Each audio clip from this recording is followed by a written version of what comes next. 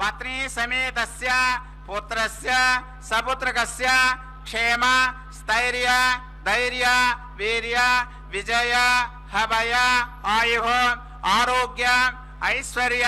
अभिवर्धर्थं सकलकार्य अनुकूल सिद्धर्थं श्री पद्मावती समेत श्री श्रीनिवास स्वामिनः कल्याणोत्सव आचार्य मुखेन अद्य करिष्ये। गोविंद लक्ष्मी रमण गोविंद।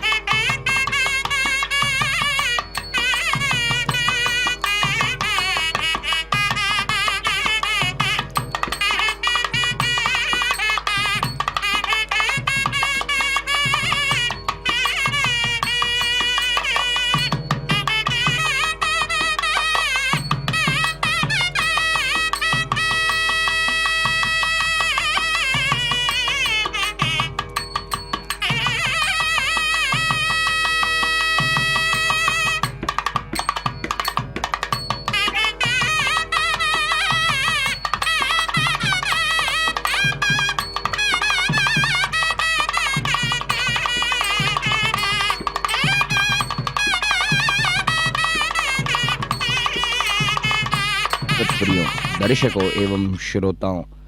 आज के इस शुभ अवसर पर, भृगुवार के पुण्य पावन अवसर पर भगवती श्री पद्मावती देवी के विशेष दर्शन का हमें सौभाग्य प्राप्त हो रहा है, जहाँ पर स्वयं साक्षात महालक्ष्मी स्वरूपिणी जगन माता, जो तीनों लोकों की स्वामिनी है, वैसे दिव्य माता यहाँ पर स्वयं उपस्थित होते हुए उन देवी के विशेष प्रांगण में, आलय प्रांगण में या कैंकरी उनको समर्पित किया जा रहा है, जहां पर स्वयं श्री वेंकटेश्वर बालाजी तथा माता पद्मावती देवी के विशेष कल्याण उत्सव का यह महान पर्व अवसर है। इस विशेष क्रम में भगवती को समर्पित करते हुए उन दिव्य पावन मूर्ति का, जो कल्याणी कमले कांते कल्याण पुराणायिके कारुण्य कल्पलतिके पद्मावती नमोस्तुते जैसे कहा जाता है, वह करुणास्वरूपिणी भगवती, जो कल्पतरु जिसे कहते हैं, उस दिव्य कल्पवृक्ष के समान करुणा रस से परिपूर्ण रहने वाली दिव्य भगवती, जो शुखपुरी के क्षेत्र के विशेष स्वामिनी के रूप में जानी गई है, वह पद्मावती देवी जो है, वह सदा सर्वदा हम भक्तों पर प्रसन्न रहे, यह प्रार्थना करते हुए उन दिव्य भगवती को यहाँ पर आज के क्रम में उनको वधु के रूप में हम यहाँ पर दर्शन कर रहे हैं। वह भगवती यहाँ अत्यंत लावण्य रूप में, सुंदर रूप में हम भक्तों को दर्शन दे रही है। उन देवी से विवाह हेतु भगवान स्वयं साक्षात नारायण, जो वैकुंठवासी हैं, जो तीनों लोकों के स्वामी विराट विश्वरूपी हैं, वह दिव्य प्रभु जो शिव ब्रह्मादि देवताओं द्वारा वंदनीय है, वह प्रभु श्रीनिवास मूर्ति यहाँ विशेषतः वर के रूप में, नित्य कल्याण चक्रवर्ती के रूप में इस दिव्य आसन पर विराज रहे हैं। वह भगवान जो जाज्वल्यमान देदीप्यमान रूप में समस्त सृष्टि में कांति का प्रसार करते हैं, वह दिव्य स्वरूप भगवान श्रीमन नारायण श्री वेंकटेश्वर बालाजी के रूप में यहाँ पर विशेषतः शंख चक्र वरद एवं कटिमुद्राओं के साथ अनेकों आभूषणों को धारण किए भगवान यहाँ विशेष कैंकर्य पाते हैं। इनके विशेष कल्याणोत्सव के क्रम में भगवान विश्वक्सेन की आराधना करते हुए जो श्री वैष्णव आगमों में प्रथम पूज्य माने गए हैं, उन दिव्य प्रभु के पूजन आदि क्रियाएं परिपूर्ण कर यहाँ वरुण भगवान का आवाहन करते हुए उनका पूजन आदि क्रियाएं कर रहे हैं। आचार्यगण श्री वैष्णव इदं ब्रह्म पुनीमहे पावमानीरध्येति ऋषिभिः संभर्तगं रसं सर्वगं सपूतमश्नाति सुदितं मातरिश्वना पावमानीर्य अध्येति ऋषिभिः संभर्तगं रसं तस्मै सरस्वती दुहे क्षीरगं सर्पिर्मधोदकं पावमानी स्वस्त्ययनीः सुदुघाहि पयस्वतीः ऋषिभिः संभर्तो रसः ब्राह्मणे समृतकं हितं पावमानेर्दिशन्तु नः इमं लोकमथ अमं कामान् समर्थयन्तु नः देवीर्देवैः समाभृताः पावमाने स्वस्त्ययनीः सुदुघाहि घृतश्च्युतः ऋषिभिः संभृतो रसः ब्राह्मणे समृतकं हितं येन देवाः पवित्रेण आत्मानं पुनते सदा तेन सहस्रधारेण पावमान्यः पुनन्तु मां राजापत्यं पवित्रं सदोद्यामकं हिरण्मयं तेन ब्रह्मविदो वयं ओतं ब्रह्म पुनीमहे इन्द्रस्य नीति सहमा पुनातु सोमस्वस्या वरुणः समीच्या यमो राजा प्रमृणाभिः पुनातु मा जातवेदामोर्जयन्त्या पुनातु भोर्भुवः सुवः तच्छंयोरावृणीमहे गातुं यज्ञाय गातुं यज्ञपतये दैवी स्वस्तिरस्तु नः स्वस्तिर्मानुषेभ्यः ऊर्ध्वञ्जिगातु भेषजं शन्नो अस्तु द्विपदे सञ्चतुष्पदे ॐ शान्तिः शान्तिः शान्तिः।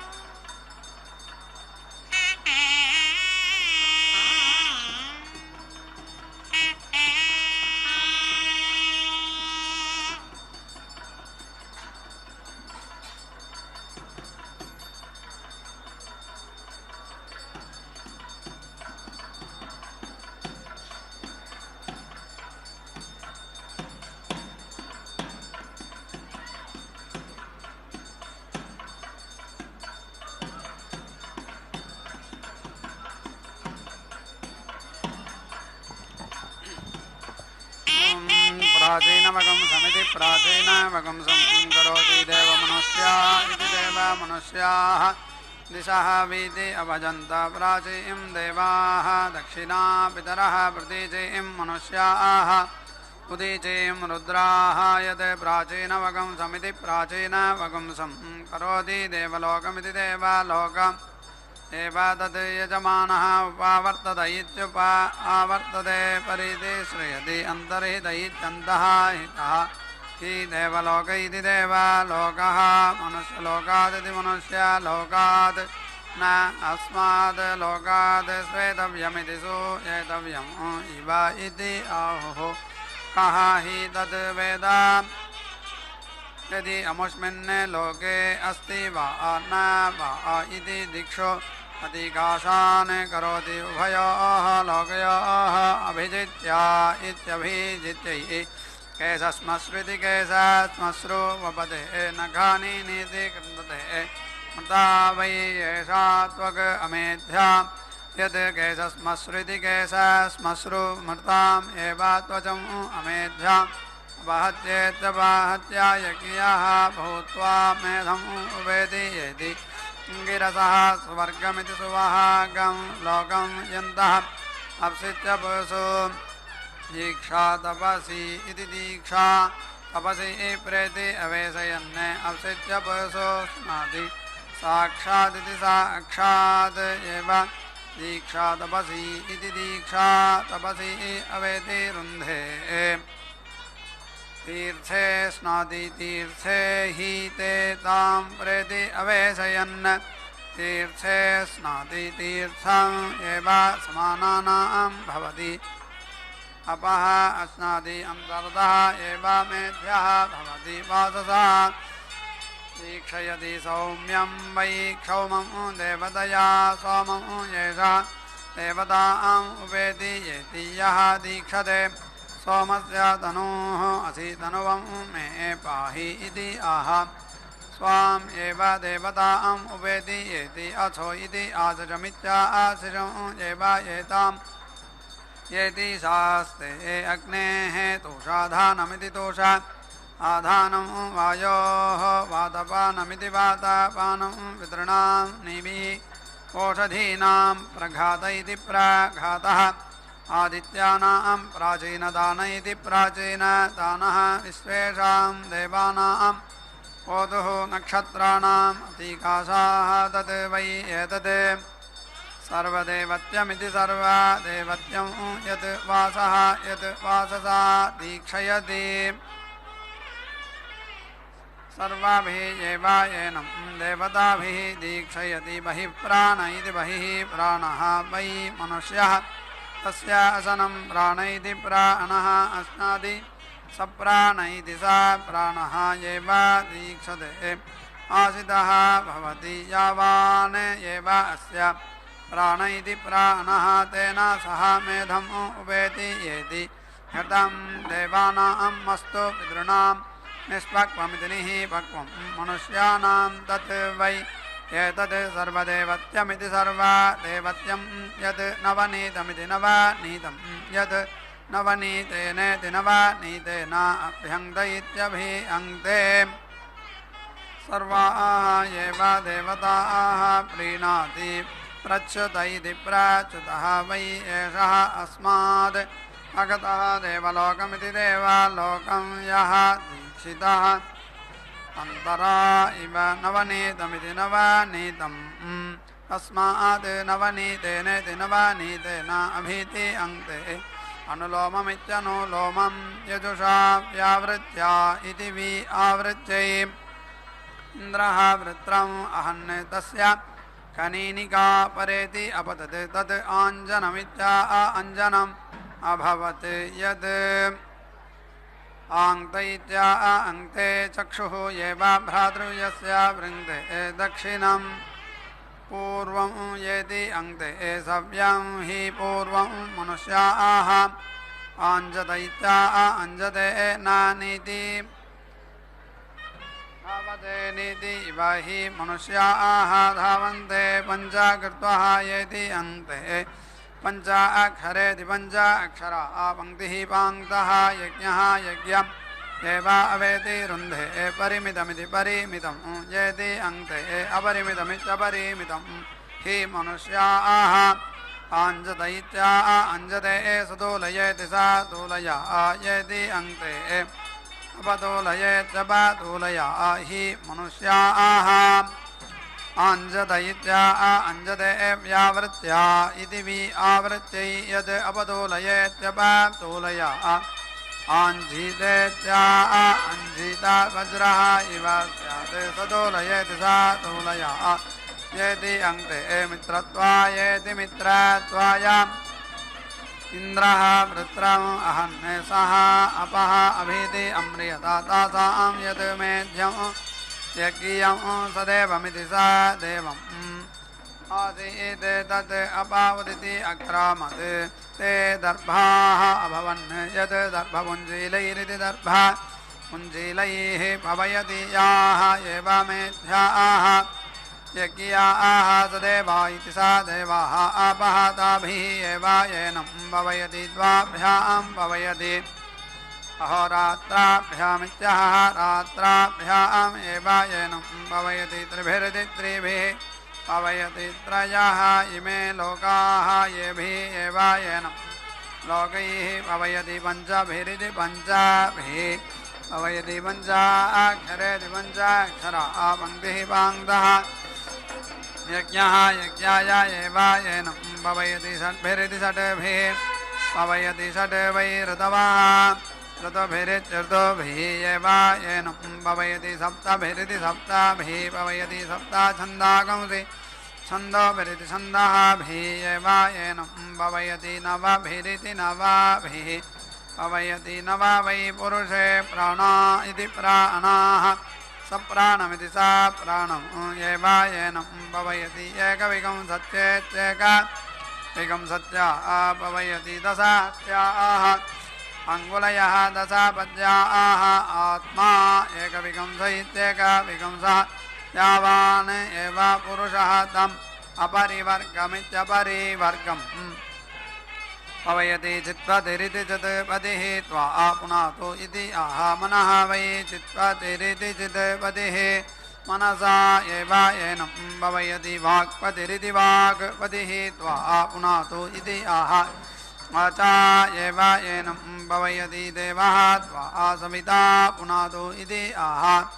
सवितृप्रसूत इति सवितृप्रसूतः एव येनं भवयति तस्य ते पवित्रपद इति पवित्रपदे पवित्रेण यस्मै काम् पुने तत् शकेयम् इति आह आशिषमित्याशिषम् एव एताम् एति शास्ते यावन्तः वै देवाः यज्ञाय अपुनत ते एव अभवन् यः एवं विद्वान् यज्ञाय पुनीते भवति एव बहिः पवयित्वा अन्तः प्रेति पादयति मनुष्यलोक इति मनुष्यलोके एव येनं पवयित्वा भूतं देवलोकमिति देवलोकं प्रेति नयति अधीक्षितः एकया आहुत्येत्याहुत्या इति आहुः सर्वेण चतस्रः जुहोति दीक्षितत्वायेति दीक्षितः पाया सुचा पंचमीं पञ्चाक्षरेति पञ्च अक्षरा पङ्क्तिः पाङ्क्तः यज्ञः यज्ञम् एव अवेति रुन्धे आकोत्या इत्याकोत्यै प्रयुज इति प्रायुजे अग्नये स्वाहा इति आह आकोत्येत्याकोत्या हि पुरुषः यज्ञम् अभीति प्रयुङ्क्त इति प्रायुङ्क्ते यजेजा इति मेधायि मनसे अग्नये स्वाहा इति आह मेधया हि मनसा पुरुषः यज्ञम् अभिगच्छतीत्यभिगच्छति सरस्वत्यै पूष्णे अग्नये स्वाहा इति आह वाग् वै सरस्वती पृथिवी पूषा वाचा एव पृथिव्या यज्ञं प्रेति युङ्क्ते आपः देवीः बृहतिः विश्वसम्भव इति विश्वसम्भवः इति आह याः वै वर्षाः ताः आपः देवीः बृहतिः विश्वसम्भव इति विश्वसम्भवः यत् एतत् यजुः न ब्रूयात् दिव्याः आपः अशान्ताः इमं लोकं येति गच्छेयुः आपः देवीः बृहतिः विश्वसम्भव इति विश्वसम्भवः इति आह अस्मै एव एनाः लोकाय समयति तस्मात् शान्ताः इमं लोकं येति गच्छन्ति द्यावा पृथिवी इति द्यावा पृथिवी इति आह द्यावा पृथिव्योरिति द्यावा पृथिव्योः हि यज्ञः उरु अन्तरिक्षम् इति आह अन्तरिक्षे हि यज्ञः बृहस्पतिः नः हविषा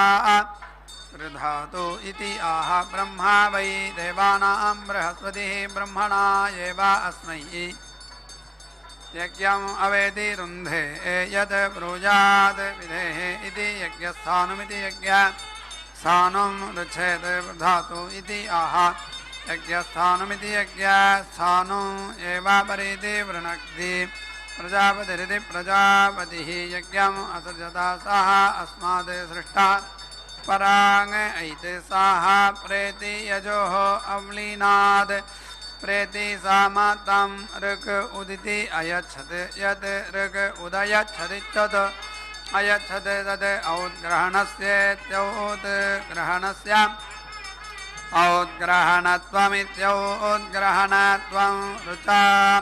जुहोति यज्ञस्य उद्यत्या इत्युतो यत्यै अनष्टविद्यानोस्तव छन्दसाम् उदिति अयच्छत् इति आहुः तस्माद् अनष्टभेद्यनोस्तुभा जुहोति यज्ञस्य उद्यत्या इत्युतो यत्यै द्वादश वात्सबन्धानि द्विवात्सबन्धानि उदिति अयच्छन् इति आहुः तस्मात् द्वादशभिरिति द्वादशभिः वात्सबन्धविद इति वात्सबन्ध विदः दीक्षयन्ति सा वै एषा ऋक् अनुष्ठिगित्यनोस्तुक् वाक् अनुष्ठिगित्यनोस्तुक् यत् एतया ऋचा दीक्षयति वाचा एव एनं सर्वया दीक्षयति विश्वे देवस्य नेतुः इति आह सावित्री एतेन मर्तः वृणीता सख्यम् इति आह पितृदेवत्येति पितृदेवत्या एतेन विश्वे रायः इषुध्यसि इति आह वैश्वदेवीति वैश्वदेवी एतेन द्युम्नं वृणीता पुष्यसे इति आह औष्णी एतेन सा वै एषा ऋक् सर्वदेवत्येति सर्वदेवत्या यत् एतया ऋचा दीक्षयति सर्वाभिः एव एनं देवताभिः दीक्षयति सप्ताक्षरमिति सप्त अक्षरं प्रथमं पदम् अष्टाक्षराणि इत्यष्टा अक्षराणि त्रीणि यानि त्रीणि तानि अष्टौ उपेदीयन्ति यानि चत्वारि तानि अष्टौ यद् अष्टाक्षरेत्यष्टा अक्षरात् तेन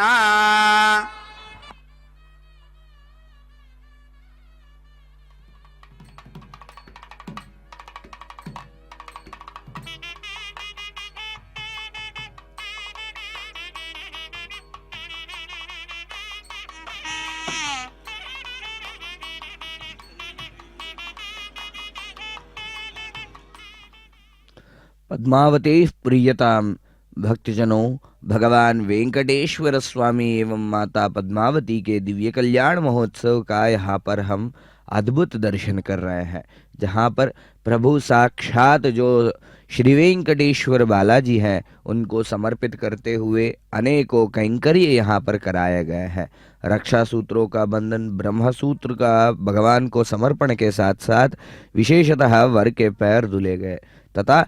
विशेष रूप से भगवान वेंकटेश्वर स्वामी को समर्पित करते हुए इस पुण्य पावन अवसर पर जो पंचमी का अवसर है, वह भगवती जो पंचमी तिथि पे उत्पन्न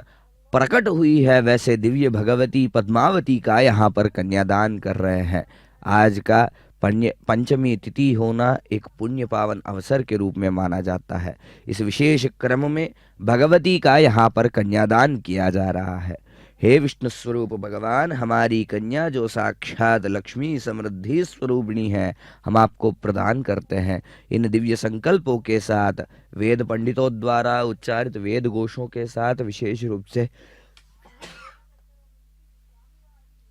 भगवान के इस क्रम को परिपूर्ण कराया जाता है, जहाँ पर विशेषतः पुराण वाक्यों के साथ, वेद घोषाओं के साथ एवं वाद्यों के साथ इस दिव्य क्रम को परिपूर्ण कराया जाता है तथा अग्निस्वरूप भगवान यज्ञेश्वर से अनुज्ञा प्राप्त करते हुए भगवान श्री वेंकटेश्वर बालाजी के इस दिव्य कल्याण महोत्सव में माता पद्मावती देवी एवं भगवान का कृपा पाने हेतु यहाँ पर हविर समर्पित किया जाएगा। तत्पश्चात भगवान को समर्पित करते हुए माता जो महालक्ष्मी स्वरूपिणी है उनका आवाहन विशेषतः उन मंगल सूत्रों में करते हुए जो भगवान श्री वेंकटेश्वर स्वामी के हाथों से माता को पहनाए जाएंगे। भक्तजनों, कलयुग के प्रारब्ध काल में भगवान वेंकटेश्वर बालाजी इन दिव्य गिरियों में शेषाचल के पर्वतों में विशेषतः यहाँ पर आके बसे हैं। तब से लेकर आज तक भगवान श्री वेंकटेश्वर स्वामी को अनेक कैंकर्य यहाँ पर समर्पित किए जाते हैं। यहाँ विशेष रूप से माता पद्मावती जो तिरुचानूर क्षेत्र की नायिका के रूप में जानी गई है, वह भगवान श्री वेंकटेश्वर बालाजी की पट्टमहिषी है। उन देवी को समर्पित करते हुए इस तिरुचानूर क्षेत्र जो गुरुतुल्य क्षेत्र है, यहाँ पर अनेकों कैंकर्य उदयास्तम सेवाएं उनको समर्पित की जाती है। विशेषतः यहाँ पर इस दिव्य क्रम में भगवती को अनेक दिव्य कैंकर्यों के साथ पुष्पों का भी समर्पण किया जाता है। जहाँ पर भगवती को इस दिव्य अवसर पर पंचमी के शुभ पावन अवसर पर उनको विशेष वेणी समर्पित किया गया है। पुष्पों से भरी वेणी जो एक सर्प के रूप में हमें यहाँ पर दर्शन करने को मिलता है, वह भगवती के दिव्य केशों का वहाँ पर श्रेणी है। उन दिव्य वेणियों का दर्शन करिए तथा इस यहाँ पर विशेष क्रम को परिपूर्ण करते हुए आचार्यगण कन्यादान परिपूर्ण किए हैं तथा मांगल्यम तंतुनानेन लोकरक्षण हेतुना के संकल्प से समस्त लोकों की संरक्षण हो, यह संकल्प से भगवान की कृपा हम भक्तों पर बनी रहे, इस दिव्य संकल्प के साथ यह कैंकर्य परिपूर्ण कराया जाता है। दीक्षयति सर्वेभिः एवायेनं छन्दोभिरिति छन्दः दीक्षयति सप्ताक्षरमिति सप्ताक्षरम् प्रथमं पदं सप्तपदेति सप्तपदा शक्वरी पशवः शक्वरी पशून् एवा अवेति रुन्धे एकस्मात् अक्षरात् अनाप्तं प्रथमं पदं तस्मात् यद् वाचः अनाप्तं तत् मनुष्याः उपेति जीवन्ति पूर्णया जुहोति पूर्णः इव हि प्रजापतिरिति प्रजापतिः प्रजापतेरिति प्रजापतेः आप्ति न्यूनयेदिनि ऊनया आजुहोति न्यूनादिनि ऊनाद् हि प्रजापतिरिति प्रजापतिः प्रजा इति प्रजाः असृजता प्रजानामिति प्रजानां सृष्ट्यै इक्सामे इत्युक् सामे वै देवेभ्यः यज्ञाय अतिष्ठमाने इति कृष्णः रूपं कृत्वा अपक्रम्येत्यपक्रम्य अतिष्ठताम् ते अमन्यन्त यं वै इमे इति उपावर्ष्यत इत्युपावर्ष्यतः सः इदं भविष्यति इति ते इति उपेति अमन्त्रयन्त ते इति अहोरात्रयोरित्यः रात्रयोः महिमानम् अपनिधायेत्यपनिधाय देवान्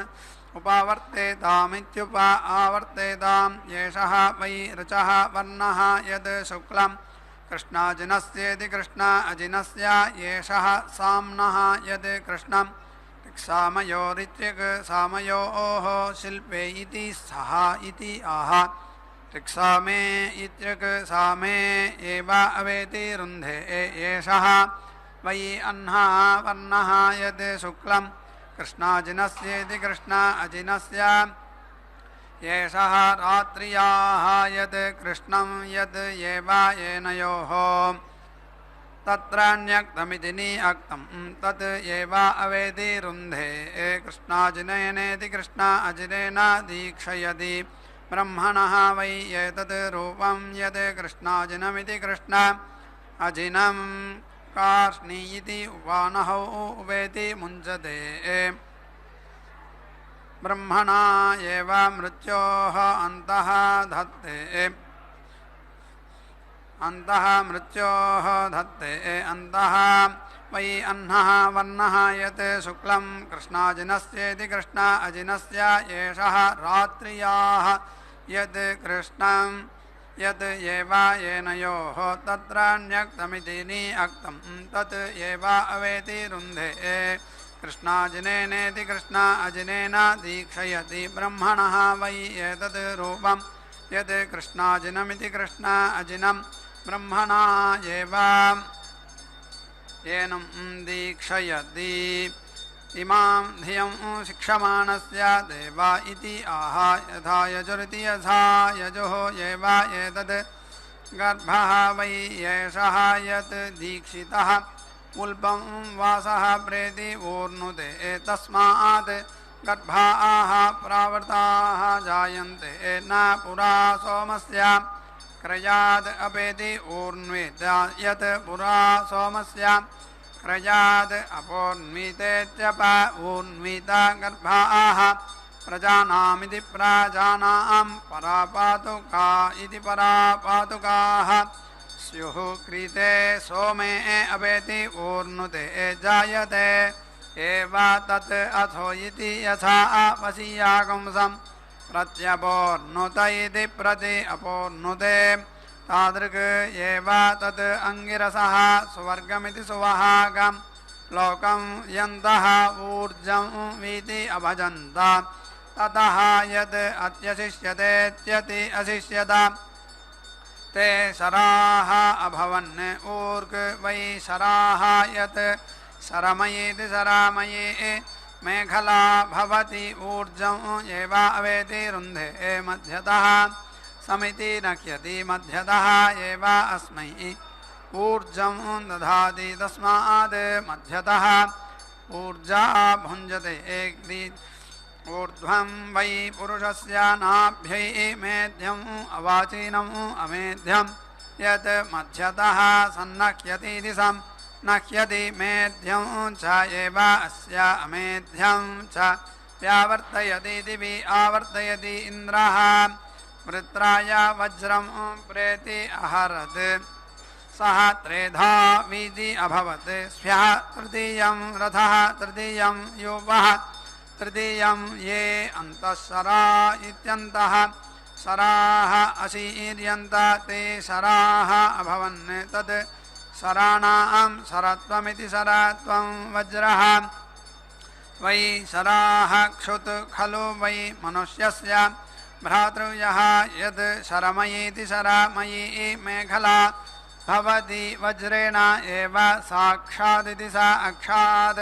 क्षुधं भ्रातृव्यं मध्यतः अपेति हते त्रिवृति त्रिवृत् भवति त्रिवृति त्रिवृत् वै प्राण इति प्राणः त्रिवृतमिति त्रिवृतम् एव प्राणमिति प्राणं मध्यतः यजमाने दधाति पृथ्वी भवति रज्जूनां व्यावृत्या इति वि आवृत्यै मेखलया यजमानं दीक्षयति योक्त्रेण पत्नीं मिथुनत्वायेति मिथुनत्वाया यज्ञः दक्षिणाम् अभीति अध्यायत् तां समिति अभवत् तत् इन्द्रः अचायत् सः अमन्यत यः वै इतः जनिष्यते सः इदं भविष्यति इति तां प्रेति अविशत् तस्याः इन्द्रः एव अजायत सः अमन्यत यः वै मत् इतः अपरः जनिष्यते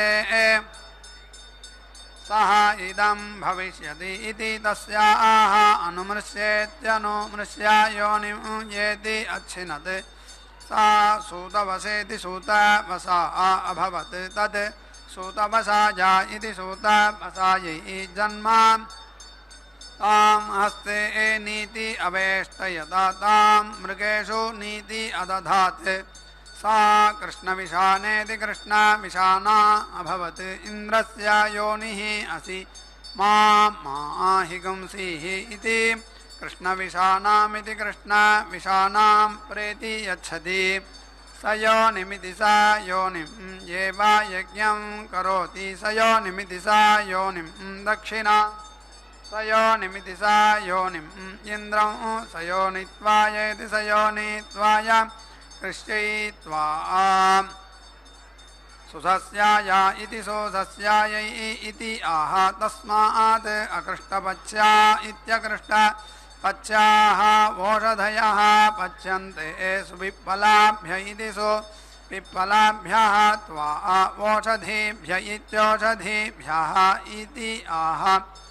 तस्मात् ओषधयः फलं गृह्णन्ति यत् हस्तेन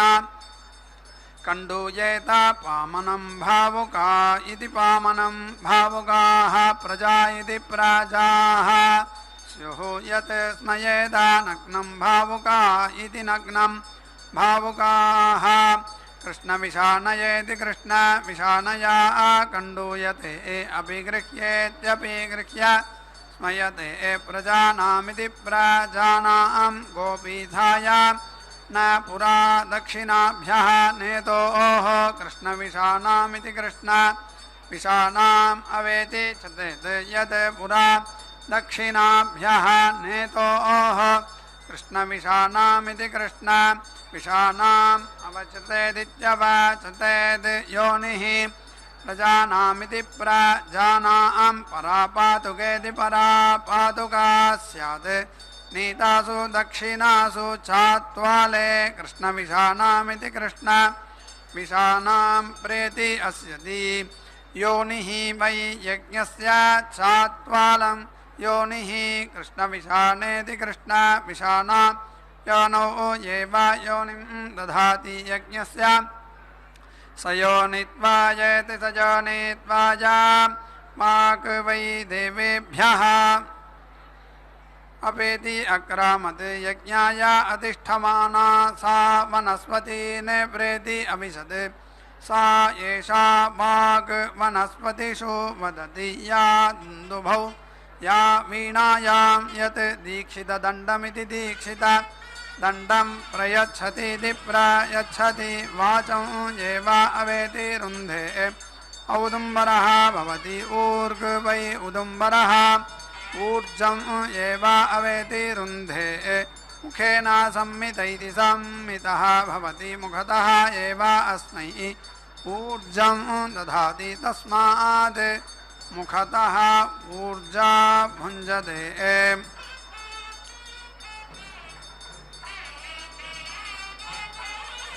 वाक् वै देवेभ्यः अवेति अक्रामत् यज्ञाय अधिष्ठमाना सा वनस्पतीन् प्रेति अविशत् सा एषा वाक् वनस्पतिषु वदति या दुन्दुभौ या तूनवे या वीणायां यत् दीक्षितदण्डमिति दीक्षितदण्डं प्रयच्छतीति प्रयच्छति वाचं एव अवेति रुन्धे औदुम्बरः भवति ऊर्ग् वै उदुम्बरः ऊर्जम् एव अवेति रुन्धे मुखेन संमित इति संमितः भवति मुखतः एव अस्मै ऊर्जं दधाति तस्मात् मुखतः ऊर्जा भुञ्जते क्रीते सोमे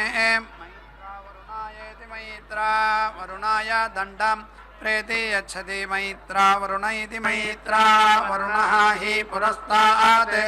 ऋत्विग्भ्य इत्यर्त्विकेभ्यः वाचं विभजतीति विभजति तान् ऋत्विजः यजमाने प्रतीति स्थापयन्ति स्वाहा यज्ञं मनसा इति आह मनसा हि पुरुषः यज्ञम् अभिगच्छतीत्यभिगच्छति स्वाहा वा पृथिवीभ्याम् इति आह वा पृथिव्योर्दिद्यावा पृथिव्योः हि यज्ञः स्वाहा अंतरिक्षात् इति आह अंतरिक्षे हि यज्ञः स्वाहा यज्ञं वातात् यदिरभे इति आह अयं वावायः पवते सः यज्ञः तम् एव साक्षादिति सा अक्षात् यदिरभते पुष्टि इति करोति वाचं यच्छति यज्ञस्य धृत्री अधीक्षिष्ट अयं ब्राह्मणः इति त्रिः उपागस्वित्युपागंसो आह देवेभ्यः एव यज्ञं प्रेति आह त्रिः उच्चैः उभयेभ्यः एव देवमनुष्येभ्य इति देवमनुष्येभ्यः प्रेति पुरा नक्षत्रेभ्यः वाचं वीति सृजेते यत् पुरा नक्षत्रेभ्यः वाचं विसृजेदिति विसृजेत् यज्ञम् पीति छिन्द्यात् उदितेष्विद्युत् नक्षत्रेषु व्रतं कृता इति वाचम् प्रीति सृजति गज्ञव्रतगति गज्ञाव्रतः वै दीक्षितः यज्ञम् एव अभीति वाचम् वीति सृजति यदि विसृजेदिति विसृजेत् वैष्णवीं ऋचम् अन्विति ब्रूयात् यज्ञः वै विष्णुः यज्ञेन एव यज्ञम् समिति तनोति देवीं धियं मनामहे इति आह यज्ञम् एव तत् प्रजयति सुपादेति सुपाराः असते वसे इति आह वृष्टिपृथिवी वृष्ट्योः एव अवेति रुन्धे तेजो वसीज आयत् सम्भूतं भूतां चित्रकेतुप्रभानाभान् सम्भान् ज्योतिष्मागस्तेजस्वानादपग्रस्तपन्नभितपन् रोचनो रोचमानः शोभनः शोभमानः कल्याणः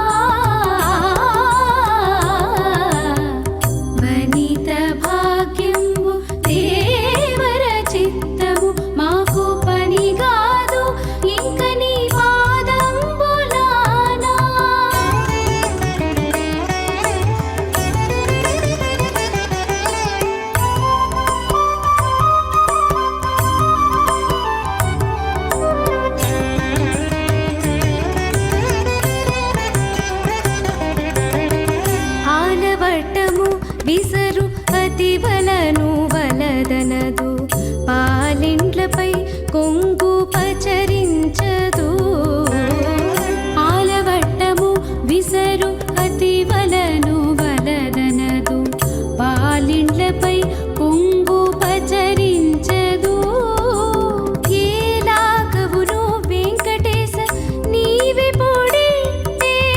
ఏలాగవును వెంకటేశ నీవే పొడితే పాలించకున్న నీ పాదంబులాన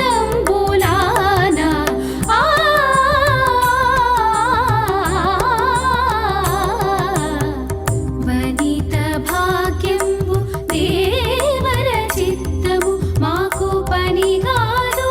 ఇంక నీ పాదంబులాన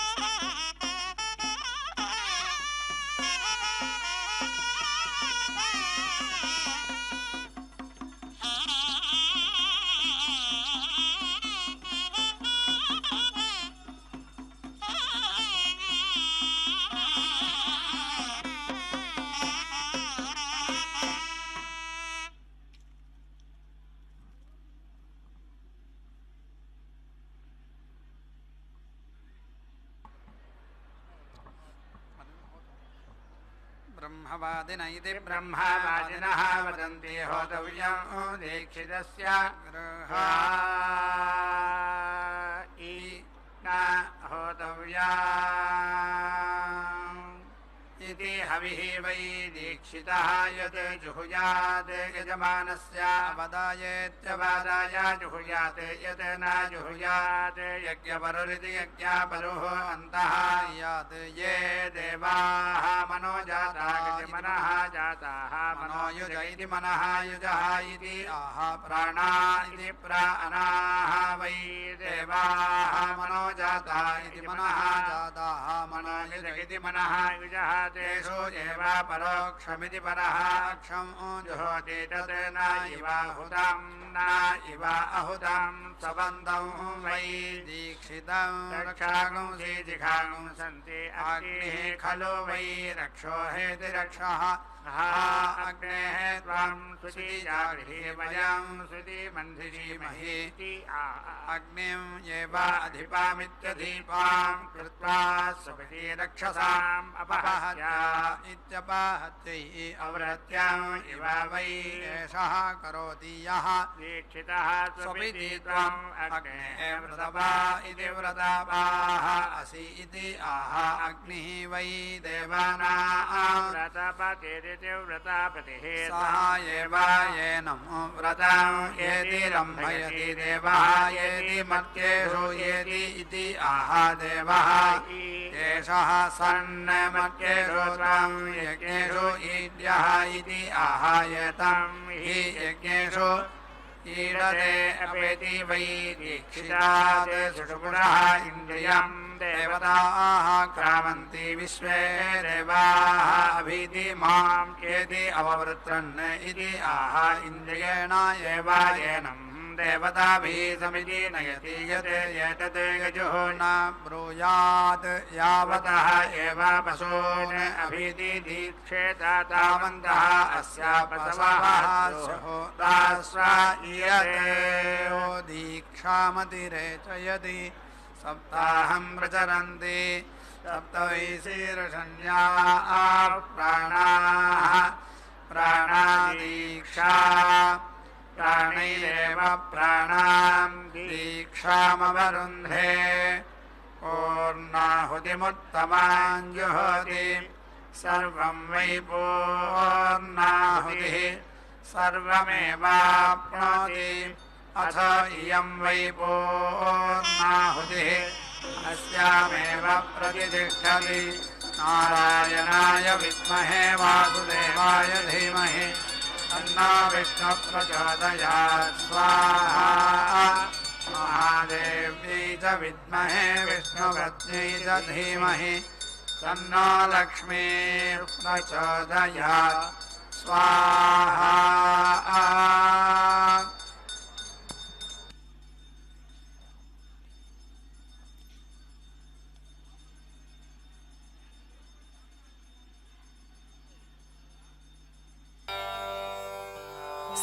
सरसिजमुखी सारस नयने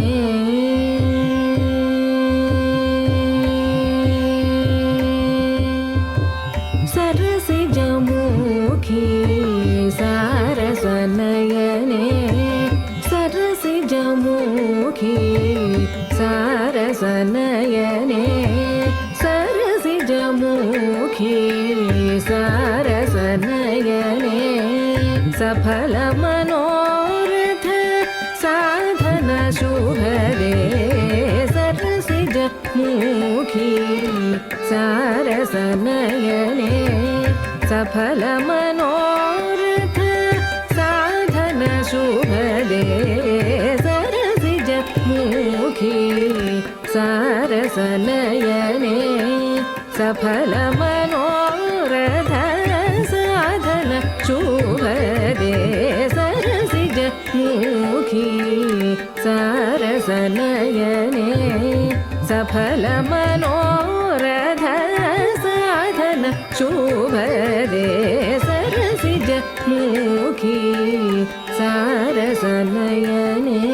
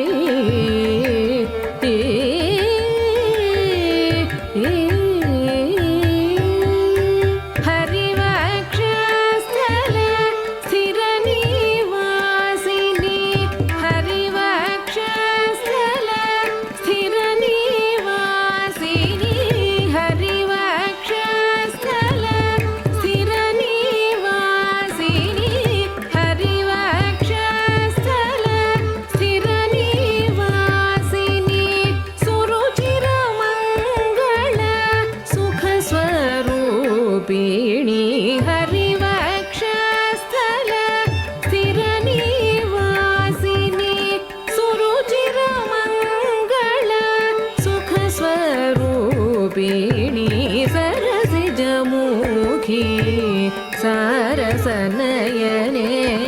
सफलमनोरथ साधन शुभदे सरसिज मुखी सारसनयने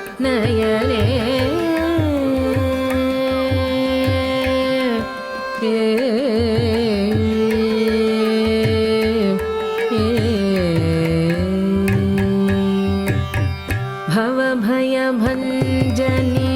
भक्तजनावनी भवभयभञ्जनी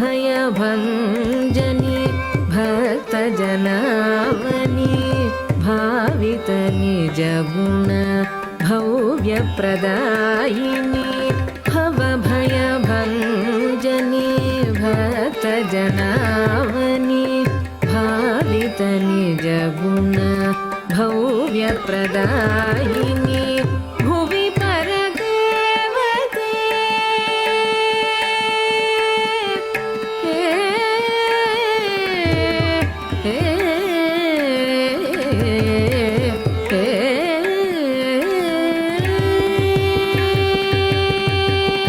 भुवि परदेवते सुविमल चरिते भुवि परदेवते सुविमल चरिते भुवि परदेवते सुविमल चरिते भुवि परदेवते सुविमल चरिते भवनुत सद्गुणे